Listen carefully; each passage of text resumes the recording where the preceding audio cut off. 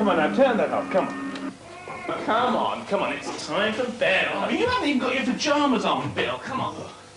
See, why is it always like... Oh, Billy, use your proper end of your toothbrush. Come on, stop mucking around. Come on, 60 times. Ooh, God, it makes me feel all funny. Come on, Bill. Anyway, come on.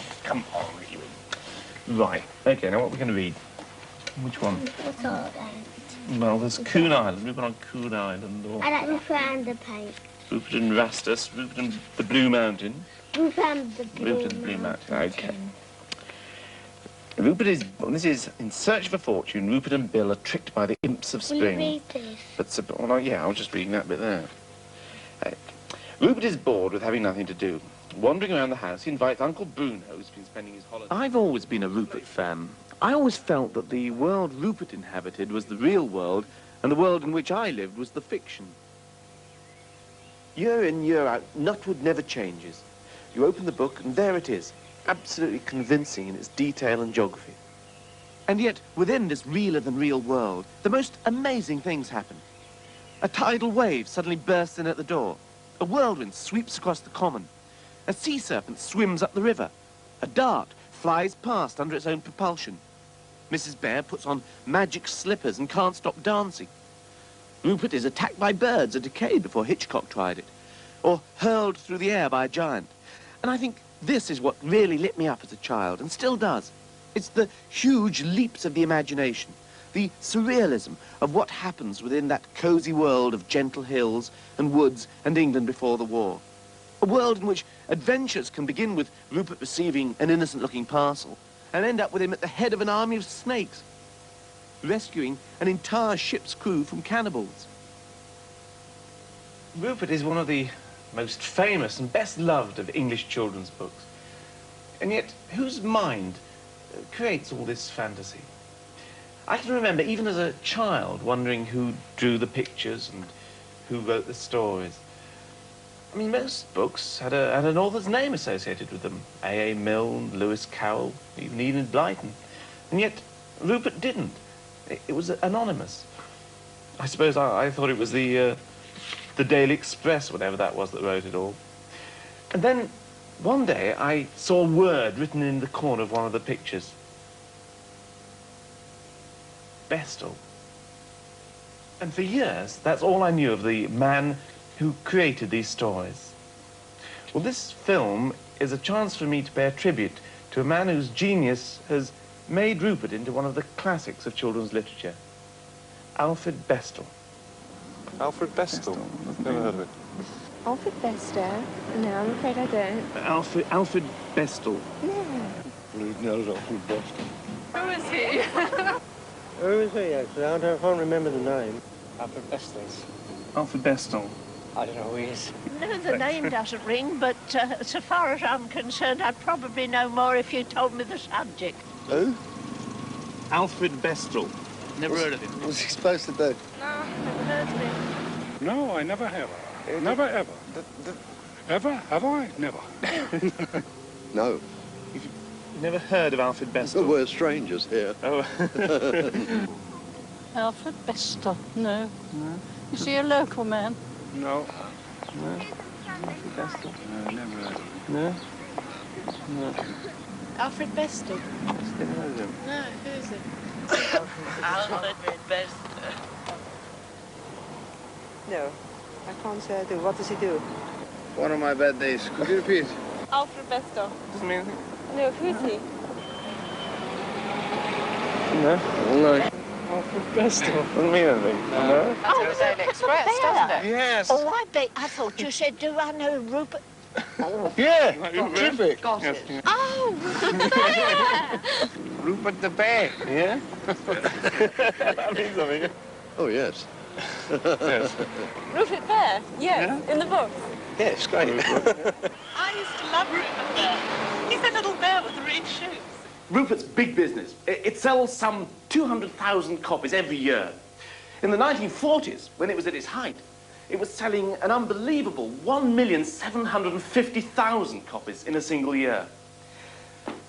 It's been estimated that in the 60 years since Rupert first appeared, They must have sold something in the region of 100 million books. And the characters spawned musicals, TV shows, records, and, of course, all the usual merchandising. Rupert talcum powder, Rupert bubble bath, chocolate, made in Taiwan, and, of course, Rupert tissues.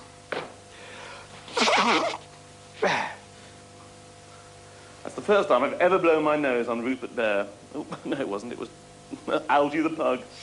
Look, I expect some of you think I'm going a bit over the top about just how good the Rupert stories are and about the genius of the man who wrote and drew them. Well, let me make it quite clear. I'm only talking about the Rupert stories that Alfred Bestall wrote and drew. And to give you some idea of the kind of story I'm thinking of, here's one from the 1936 annual. This is the first that Bestall was responsible for. As a matter of fact, I think that sooner or later this book is going to be recognised as one of the classics of children's literature. But right now it's virtually impossible to get hold of. In fact, this one with a dust cover is the only one, as far as we know, in existence. Even the Daily Express hasn't got one with a dust jacket on it. Anyway, here's a story that has always stuck in my mind ever since I first heard it as a child, I think because of the wonderfully sinister villain in it. It's called Rupert and the Wonderful Kite. Rupert and Bill are going for a walk when a hat blows over the hedge. They catch it and return it to the owner, who takes them back and gives them a kite, with a warning that it may lead to strange adventures. Sure enough, Rupert and Bill lose the kite in a mysterious walled garden. When they try to get in, a sinister old gardener chases them off. However, they eventually manage to enter and find themselves in an extraordinary world where primroses grow 20 feet high. A sad little girl explains that something is wrong with her garden and that her plants either grow far too tall or shrivel up and die. Whereupon a tree suddenly shoots up behind Bill and lifts him into the air. A mysterious hand shakes him off, and the sinister old gardener appears again. The little girl runs off with Rupert and Bill to meet her grandfather. He's a kindly soul and gives them a bed for the night. However, the forbidding shadow of the gardener falls across their window, and the two chums follow him to his underground den, where they watch him mix up a strange powder. Taking a bottleful each as evidence, Rupert and Bill follow him out to see him sprinkle some on a small plant, with amazing effect. In the morning, they tell the grandfather what they've seen, and he realizes that the gardener has been doctoring the plants so that he needn't work, even though the plants themselves die far too quickly. The grandfather dismisses the gardener, saying, "Remember in future that a beautiful garden can only be created by hard work and loving care." An ecological message for our time there. Grandfather gives Rupert and Bill a boat to take them home, but they fail to notice that the evil old gardener is following them and plotting revenge. He catches them as they sit down to a picnic, imprisons them in a tower, and burns their paddle. Suddenly, Bill remembers his bottle of magic powder and sprinkles some out of the window to see if a tree will grow up so they can climb down it. But there is only grass below them. Rupert, however, writes a message on their kite, and they cut it free. In the morning, they are rescued again with the help of the wonderful kite. They hurry to escape, but find their way blocked by the evil old gardener, who gives chase. And they only escape by Rupert's throwing some of the old man's own magic powder in his way. The chums eventually return home, yet again with the aid of the wonderful kite, and arrive safe and sound and ready for their next adventure. 10, 12 years ago, I was reading to my eldest daughter a bedtime story. She was 5 at the time, and I was reading one of these stories. And as I was going through it, this was in the 60s and stuff, as I was going through this story, I kept sort of thinking, wow, this is amazing. I never realized there was this in it, because I knew this image we got from our youth. I kept seeing all these little glass bubbles with just one little lever. So they suddenly looked timeless, very modern. Rupert, funnily enough, wasn't the kind of character I would want to be, ever. No, I mean, I wouldn't. I would rather be some Caped Crusader or something, some bit more exciting, you know, superpowers and stuff. Yeah. I mean, how do you see Rupert's character on this? Well, he was sort of just a boy, really, even though he's a bear. Yeah. To me, he sort of was just a boy, and nothing madly to look up to, really. He was on our level.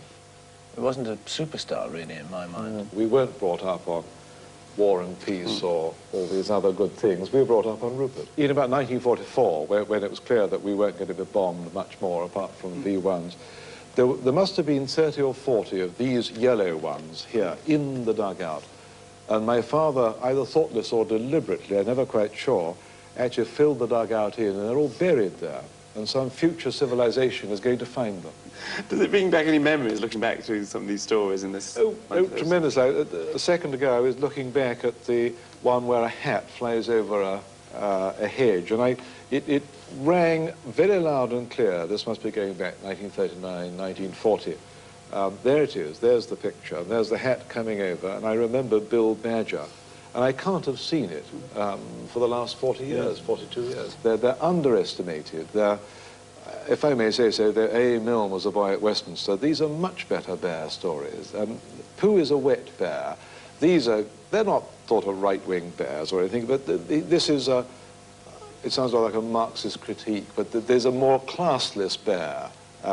And he's tougher and more genuinely boyish. There's something a little bit well, effeminate about the whole Pooh thing. This is nice. And we had all these copies, which we read in the dugout in London during air raids in the war. You don't feel it's middle class, then, Rupert? Some people sort of say, oh, it's twee and he's a goody-goody, but you don't feel he's... Well, he's not too much of a goody-goody. He gets in natural scrapes, I think was the word used in those days. And it has a slight feel of those public school stories that were churned out about people like Teddy Lester and his chums, those things. But not too much. You'd need to be a very perverse member of the militant tendency to regard them as middle class. This is the Pompidou Centre in Paris. I always thought it was an example of just how chic the French can be, and how much better they are than the English at coming to grips with an architectural